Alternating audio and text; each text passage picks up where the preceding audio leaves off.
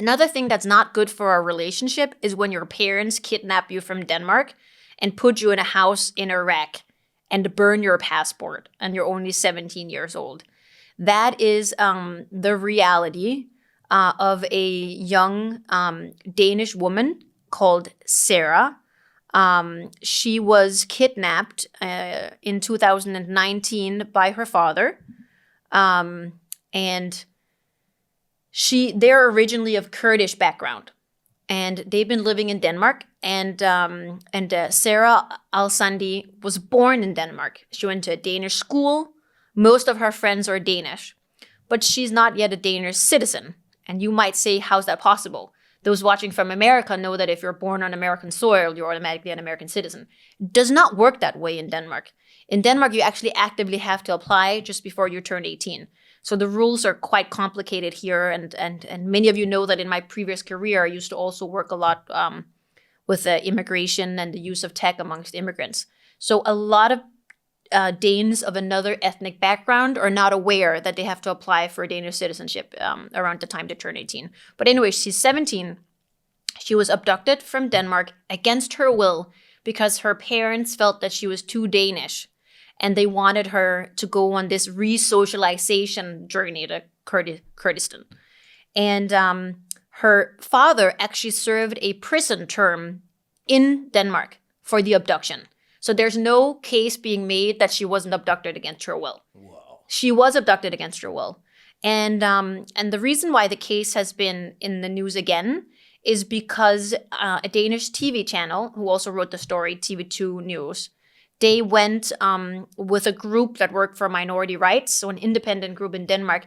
They went to, so it's like the border area between Iraq and Turkey, and also people know it as Kurdistan.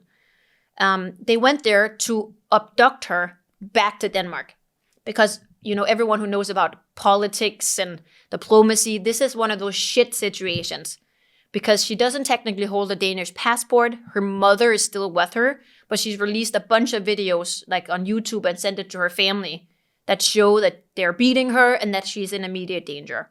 So it's become one of those diplomatic hot potatoes, but that's still enabled somehow by technology because she's had the ability to communicate with her Danish classmates who have become her ambassadors in championing the case of her to be able to come back to Denmark. So in very dramatic scenes, we saw 4 days ago how she was broken out of a house in Iraq and managed to escape from that house. The problem is that she's now at a safe house and she's stuck because she doesn't hold a Danish passport and because the Kurdish authorities won't let her leave the country because she's a minor. Wow. So right now, nobody knows really what to do. And I think there are a lot of reasons why I wanted to bring this story. It's a little bit a story that, you know, it doesn't revolve around tech, although I think tech played an integral part in her being able to communicate where she was and ask for help. I think the story resonates with me because it shows a complete failure of diplomacy. We have a world where honestly the ministers who used to deal with diplomatic relations, the Minister of Foreign Affairs, they used to have a pretty full calendar. They would travel all over the world and shape new policy. But to be honest, they're doing jack shit right now. There's very little shit happening in those ministries right now. I know in Denmark, they're negotiating a vaccine passport. Super excited about that. But the fact that we don't have enough muscle in Denmark to bring her home, or not enough desire to bring her home, because it's political, that shows a total failure of the system of what's supposed to be one of the most fair, human rights-centered economies and countries in the world, and it's just totally unacceptable. I think also on a personal note, those of you who have read the article about me and CanopyLAB in Wired Arabia in December also know that I am half Iranian and half Danish, and that I grew up with a father who was highly mentally unstable. And it actually wasn't until he died we ever felt safe. We had to change our names. We had to live in multiple homes because he had a desire to kidnap us and send my brother and me back to Iran. Wow. So I can very much resonate with the amount of fear that this woman must be experiencing.